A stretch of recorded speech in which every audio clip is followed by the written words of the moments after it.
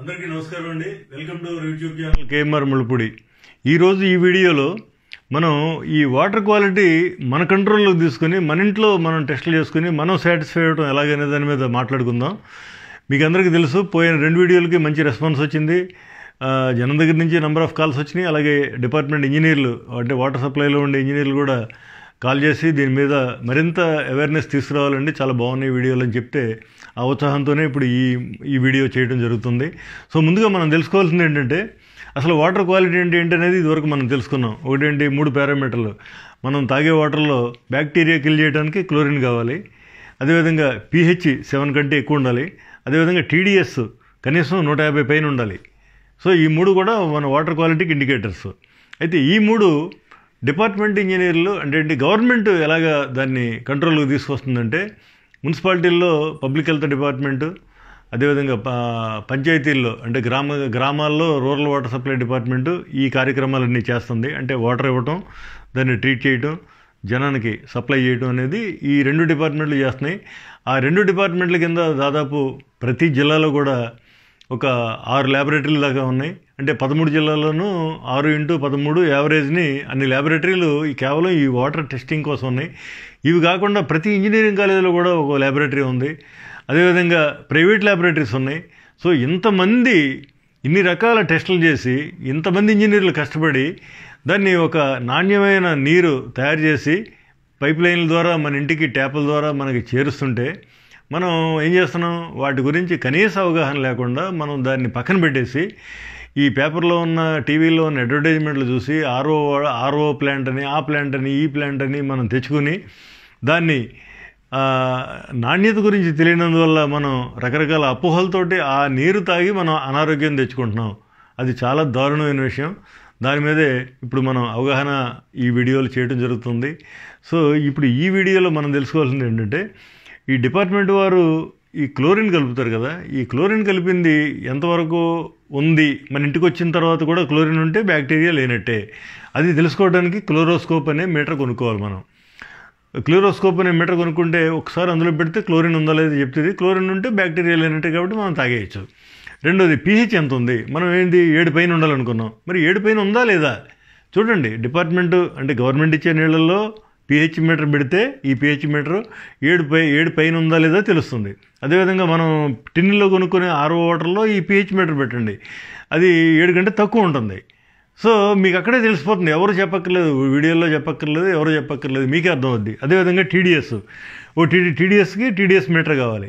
ఈ TDS metre తీసుకుని మీరు గవర్నమెంట్ ఇచ్చే నీళ్ళల్లో TDS ఎంత ఉంది, మనం టిన్నుల ద్వారా కొనుక్కున్న దాంట్లో TDS ఎంత ఉందో చూడండి. టిన్నుల ద్వారా కొనుక్కునే దాంట్లో TDS 50 ఉంటుంది, గవర్నమెంట్ ఇచ్చే దాంట్లో ఎంత ఉంటుంది, 250, 300 ఉంటుంది. 300 అంటే ఎక్సలెంట్ అనమాట, ఎక్సలెంట్. సో అటువంటి ఎక్సలెంట్ వాటర్ని మనం కేవలం 1000 రూపాయలు పెట్టి ఈ 3 మీటర్లలో కొనుక్కోవడం ద్వారా మనం నిర్ధారించుకోవచ్చు అది ఎక్సలెంటా కాదా.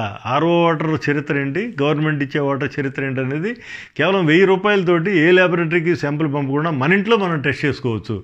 కాబట్టి మీకు అర్థమై ఉంటుంది కదా దీనిలో ఉన్న సింప్లిసిటీ మనకి అవేర్నెస్ లేకపోవడం వల్ల జరిగే అనర్థం అదనమాట.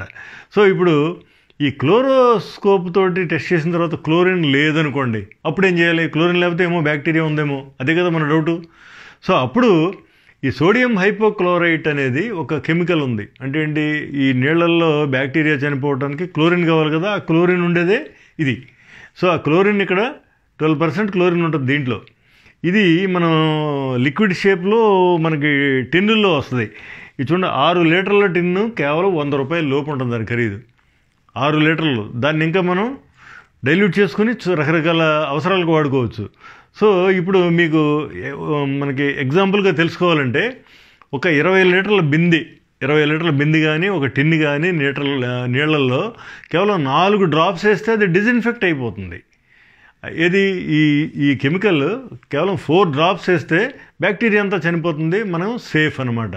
సో ఇప్పుడు ప్రభుత్వం వారు ఇచ్చే దీంట్లో ఇది మన కళ్ళకు కనబడుతుంది. TDS మీటర్ పెట్టగానే తెలుస్తుంది, pH మీటర్ పెట్టగానే తెలుస్తుంది, క్లోరిన్ కూడా తెలుస్తుంది. లేకపోతే ఇది కలుపుకుంటాం, 4 డ్రాపులు కలుపుకుంటాం, ఇంకేముంది. ఇంక బెస్ట్ వాటర్ అవునా కాదనేది ఎవరు చెప్పాలి మనకి? ఓ పక్క నామ్స్ అన్నీ కూడా వరల్డ్ హెల్త్ ఆర్గనైజేషను ఇద్దరు ఎక్స్పర్ట్స్ చెప్తున్నారు, ఈ 3 మీటర్లో మనం 1000 రూపాయలు పెట్టుకున్న 3 మీటర్లో అవునా కాదా అని చెప్తున్నాయి. ఇంకేం కావాలి మనకి? సో అందువలన మనం కోట్లు ఖర్చు పెట్టి ఆర్ఓ ప్లాంట్లో తాగే నీరు వలన మనకేమవుతుంది, మన భవిష్యత్ తరాలు కూడా నష్టపోయే పరిస్థితి ఇప్పుడు వచ్చింది. ఎందుకని టీడీఎస్ లేకపోతే ఏమవుతుంది, మినరల్స్ ఉండవు బాడీలో, మినరల్స్ లేకపోతే బోన్స్ డెన్సిటీ ఉండదు. సో అందువల్ల ఏంటంటే మీకు ఇప్పుడు పూర్తిగా అవగాహన వచ్చిందని నేను అనుకుంటున్నాను. ఇకపోతే ఈ సోడియం హైపోక్లోరైడ్కి ఇంకా వేరే దేనికి వాడచ్చు మన ఇంట్లో. ఇప్పుడు ఈ కరోనాకి మనం శానిటైజ్ చేసుకోవడానికి, చేతులు శానిటైజ్ చేసుకోవడానికి డోర్ హ్యాండిల్స్ ఇవన్నీ, లిఫ్ట్ డోర్లు ఇవన్నీ శానిటైజ్ చేసుకోవాలంటే మనకి శానిటైజర్ కొంటున్నాం కదా. ఆ శానిటైజర్కి ఎంత ఖర్చు పెడుతున్నాం? ఇదే 6 లీటర్లో మన శానిటైజరు టిన్ కొనాలంటే, శానిటైజర్ అనే బ్రాండ్ వేసి కొనాలంటే అది 1000 రూపాయల పైన ఉంటుంది.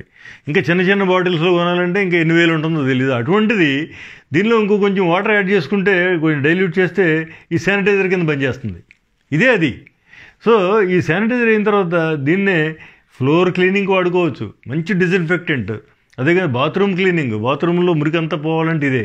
అదేవిధంగా ఈ శానిటరీ ఫిట్టింగ్స్ అన్నీ క్లీన్ చేసుకోవచ్చు, టైల్స్ అన్నీ క్లీన్ చేసుకోవచ్చు. సో అటువంటి సోడియం హైపోక్లోరైడ్ కేవలం 6 లీటర్లు అనేది ప్రతి వాళ్ళు 100 రూపాయలు పెట్టి ఇంట్లో పెట్టుకోవాలి. 1000 రూపాయలు పెట్టి 3 మీటర్లు కొని ఇంట్లో పెట్టుకోవాలి. మనం వాటర్ రోజు 3-4 లీటర్లు తాగుతున్నాం ఒక్కొక్క మనిషి. 3-4 లీటర్ల క్వాలిటీ ఏదనేది ఎవరో వాళ్ళు చెప్పడం ఏంటి, మనమే నిర్ధారించుకొని తాగాలి.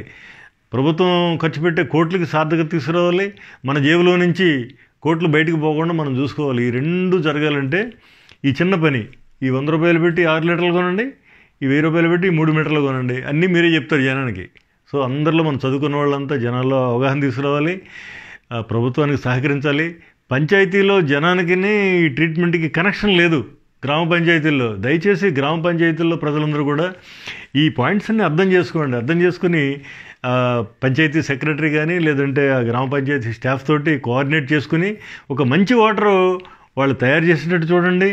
మీ ఇళ్ళకి వచ్చేది మంచి వాటర్ అని నిర్ధారించుకోండి. మీరు అందరూ అవి తాగండి, ఆర్ఓ మీద పడిపోవద్దు. ఆర్ఓ మీద పడిపోయినందువల్ల మనం బాగానే ఉంటాం. ఎందుకని మనం ఒక 40-50 ఏళ్ళు మంచి వాటర్ తాగి ఇప్పుడు మనం ఆర్ఓలోకి వచ్చాం కాబట్టి మనకేం కాదు, మన పిల్లలు నాశనం అయిపోతారు. మన పిల్లల ఆరోగ్యం పుట్టినప్పటి నుంచి ఆర్ఓ వాటర్ పట్టిస్తే ఇంక వాళ్ళు ఎందుకు పనికిరారు. దయచేసి అర్థం చేసుకుని ఈ మెసేజ్ జనంలోకి తీసుకెళ్ళాలని కోరుకుంటూ దీన్ని షేర్ చేయవాలని రిక్వెస్ట్ చేస్తూ, అదేవిధంగా మా ఛానల్ని సబ్స్క్రైబ్ చేసి మమ్మల్ని ఎంకరేజ్ చేయవలసిందిగా కోరుకుంటూ, ఈ కంటెంట్ నచ్చితే దయచేసి ఈ వీడియోని లైక్ చేయండి. With this I'm closing this video. Thanks for watching till now.